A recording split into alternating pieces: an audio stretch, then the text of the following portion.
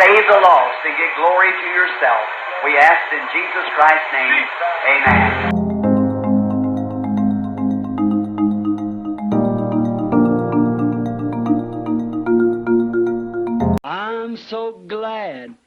nongeye kugusuza ukurikisha Bwaka TV muri kano kanya. Imana igumugisha. Ngwaye ikaze none mu kiganiro Branham aravuga. Iki ni ikiganiro mugezweho inkuru umuhanuzi Imana yatwereje muri kino gisekuruza cya nyuma, ari William Marion Branham atubwira mu kibwiriza yagiye abwiriza ndetse akanakora n'inyigisho zifasha imitima yacu ndetse n'ubugingo bwacu. Mu kiganiro Branham aravuga kandi mubasha kumva ibitangaza bigiye bitandukanye Imana yagiye ikora binyure mu murimo wa William Marion Branham. Muri Branham aravuga mubasha kongera kumenya ubuzima bw'umwihariko ku muhanuzi Imana yatwereje muri kino gisekuruza cya nyuma, ari William Marion Branham. Iki kiganiro mukigezwaho nanjye Nyiziga mu Madadire Kare.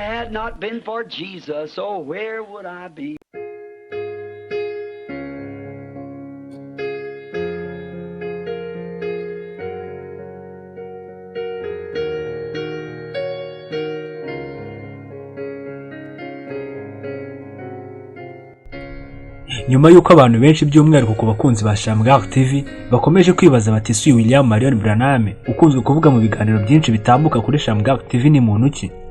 Nkuko bisanzwe kandi munabimenyereye, Shamgar TV ni uhema kubakorera ibintu bibanezeza.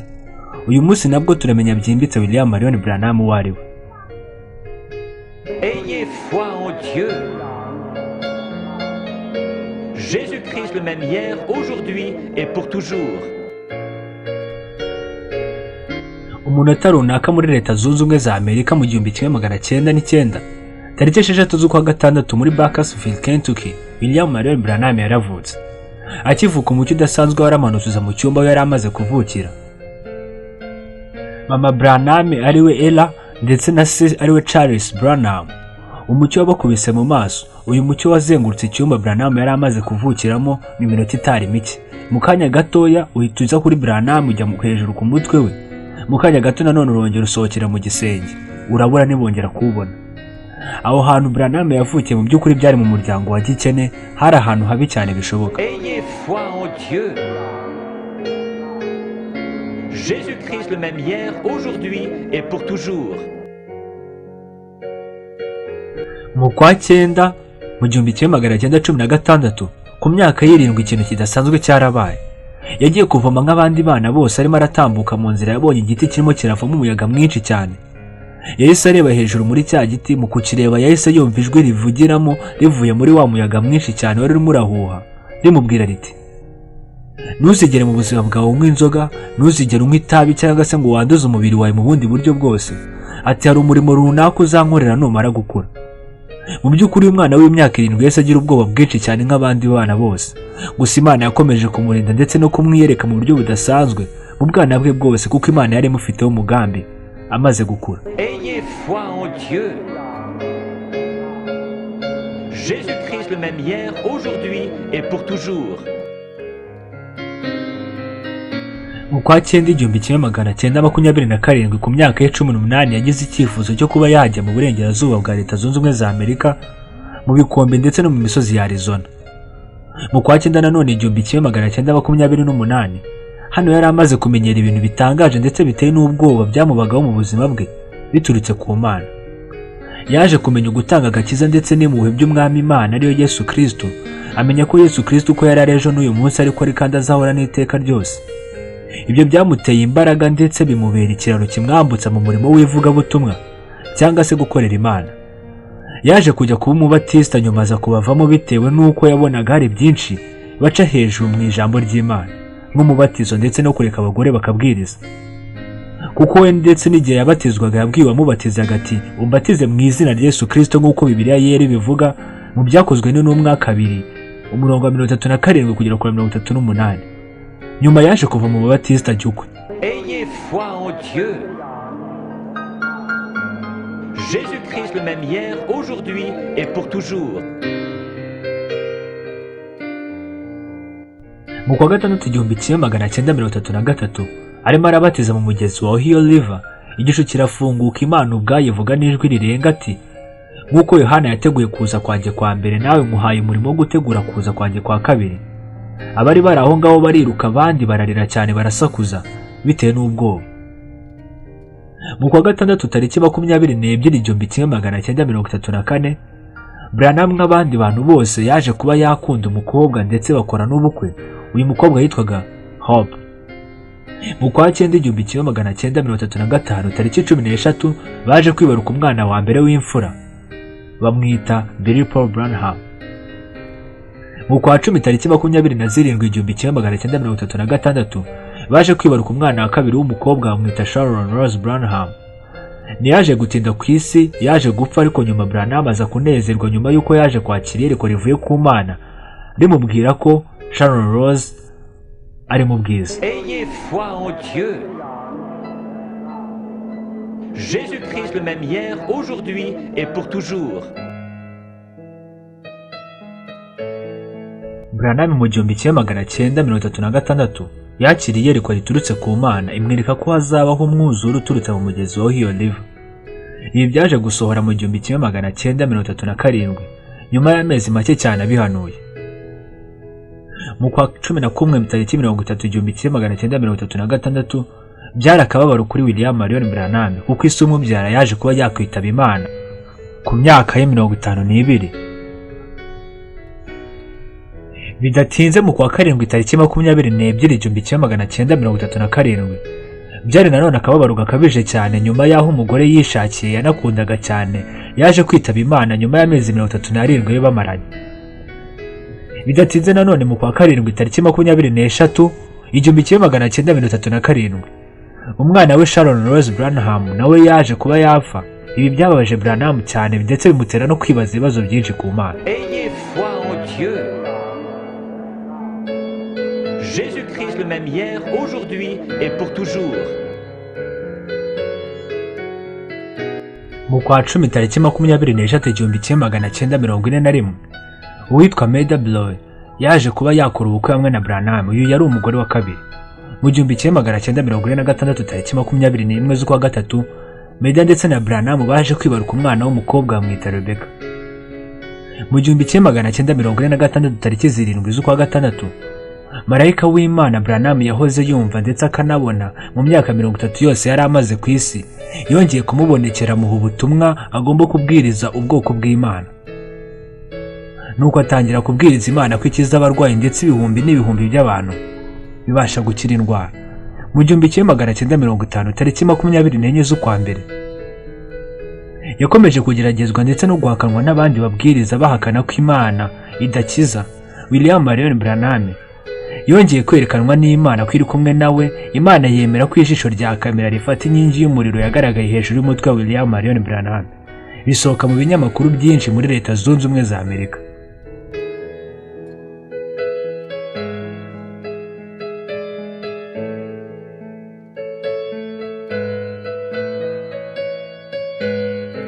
Mu 1950 Imana yakomeje kwerekana imbaraga zayo mu mugaragu wayo ari William Marion Branham. Asengera umwana wari wapfuye arazuka. Akomeza gusengera abantu benshi cyane, abarwayi kanseri, impyiko, imitima, imisonga barakira, ndetse n'umwami King George V wa mbere yoherereje ibaruwa Branham amusaba kumusengera. Branham aramusengera arakira.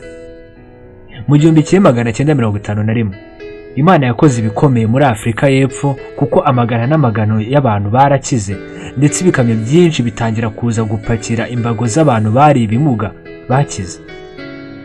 Nyuma y'aho ngaho Branham yakomereje umurimo wo gusengera abarwayi mu Buhinde, naho ibihumbi n'ibihumbi by'abantu barakira ndetse bizera Yesu Kristo nk'umwami n'umukiza wabo. Mu 1955 mu Busuwisi Imana yarongeye igaragaza imbaraga zayo mu materaniro aho yigaragaje mu ishusho y'inkingi y'umuriro. Abantu bari bari aho ngo batangira kwibaza bati ese ninde muhanuzi uri hagati yacu? Ayez foi en Dieu. Jésus-Christ le même hier, aujourd'hui et pour toujours. Mu buzima bisanzwe William Marion Branham yakundaga guhiga. Mu 1959 mu kwa 10 ijambo ryavuzwe n'umuhanuzi w'Imana ari William Marion Branham. Udukima tutari duhari turaremwa. Ni ukuvuga ngo ni ukuremwa kwako kanya. Mu 1960 tariki 8 z'ukwa gatanu Branham yarabyutse mu gitondo cya kare maze yumva ijwi ry'umuntu urimo araririmba ati mwami ndifuza kureba hakurya y'ingamo y'ibihe cyangwa se mu ijuru. Nuko yumva irindi jwi rimubaza riti ese waba wifuza kureba hakurya y'inyegamo y'ibihe cyangwa se mu ijuru. Nuko ajyanwa mu ijuru mu buryo bw'iyerekwa, yerekwa byinshi cyane bitandukanye, abona abera benshi cyane yari azi bapfuye aba mu ijuru. Ayez foi en Dieu. Jésus-Christ le même hier, aujourd'hui et pour toujours. Kuva mu 1960 kugera mu 1961 mu rusengero rwe ari rwo Branham Tabernacle Church muri Jeffersonville, Branham yari asizwe yo kubwiriza ku guhishurwa kw'ibisekuruza birindwi by'iterero. Ibi byanditswe mu byahishuwe igice cya mbere kugera ku gice cya 4. Arangije kubwiriza guhishurwa kw'ibisekuruza birindwi by'itorero, mu kwa mbere tariki 8 1960 nyingi y'umuriro imanuka ku kibaho aho Branham yari yashushanyije ibisekuruza birindwi by'iterero. Ikimenyetso cy'inkingi y'umuriro kigaragaza yuko ibyo yabwirije byose ari ukuri. Ayez foi en Dieu. Jésus-Christ le même hier, aujourd'hui et pour toujours. Ese koko William Marion Branham ni muntu ki kumwizera wo muri kino gisekuruza cya nyuma? Reka dutangirane n'iki cyanditswe. Hoseya igice cya 12 umurongo wa 14 haravuga Uwiteka avanye Isirayeli muri Egiputa abitegetse umuhanuzi, kandi umuhanuzi niwe wamurindaga. Ayez foi en Dieu. Jésus-Christ le même hier, aujourd'hui et pour toujours. Muri iki gisekuruza cya nyuma Imana yasuye kino gisekuruza cya nyuma mu buryo budasanzwe binyuriye mu murimo wa gihanuzi w'umugaragu wayo William Marion Branham. Ubuzima bwe by'umwihariko bwaranzwe n'ibintu bidasanzwe, amayerekwa n'ubuhanuzi byagiye igihe cyose bisohora mu buzima bwe. Kugaragara kw'abamarayika, gukira indwara mu buryo butangaje, kuzuka kw'abapfuye ndetse n'ibindi byinshi cyane. Ayez foi en Dieu. Jésus-Christ le même hier, aujourd'hui et pour toujours. Inyigisho ze no kwizera kwe byubakiye ku byanditswe byera. Bibiliya yemera ko aricyo gitabo cyonyine gishingirwaho mu byo kwizera. Yagaragaje ko umwami Yesu Kristo umwana bw'ikirenga ari we wenyine Imana yambaye umubiri, kandi ko izina rya Yesu Kristo ari ryo zina ryonyine mu bantu tuboneramo agakiza, kandi ko kwizera muri we bizana ubugingo buhoraho, kandi ko umubatizo Bibiliya yonyine yemera ko ari ukubatizwa mu izina rya Yesu Kristo mu mazi menshi. Mu 1963 abamarayika barindwi baramubonekeye mu kimenyetso gitangaje mu majyaruguru ya Tucson muri leta ya Arizona muri leta zunze ubumwe za Amerika. Bamutegeka gushishura ubwiru burindwi bw'ibimenyetso birindwi buhishwe muri Bibiliya nk'uko byanditswe mu byahishuwe 10 umurongo wa mbere kugera ku wa 7. William Marion Branham ni umuhanuzi nyakuri watumwe n'Imana ishobora byose, hamwe n'ibimenyetso n'ibitangaza ngo azategura ubwoko bw'Imana mbere y'uko umunsi ukomeye kandi uteye ubwoba w'urubanza rw'Imana uza, nk'uko ibyanditswe bibivuga kandi byanasezeranijwe muri Maraki 4 umurongo wa 5 kugera ku wa 6 muri Bibiliya zanditswe mbere y'1957 na Maraki igice cya 3 umurongo wa 23 kugera ku wa 24 muri Bibiliya zanditswe nyuma y'1957. Ayez foi en Dieu. Jésus-Christ le même hier, aujourd'hui et pour toujours. Dore nzabohereza umuhanuzi Eliya umunsi w'Uwiteka ukomeye kandi uteye ubwoba utaragera. Uwo ni uzasanganya imitima y'abana n'iy'abase kugira ngo ntazaza kurimbuza isi. Ayez foi en Dieu. Jésus-Christ le même hier, aujourd'hui et pour toujours.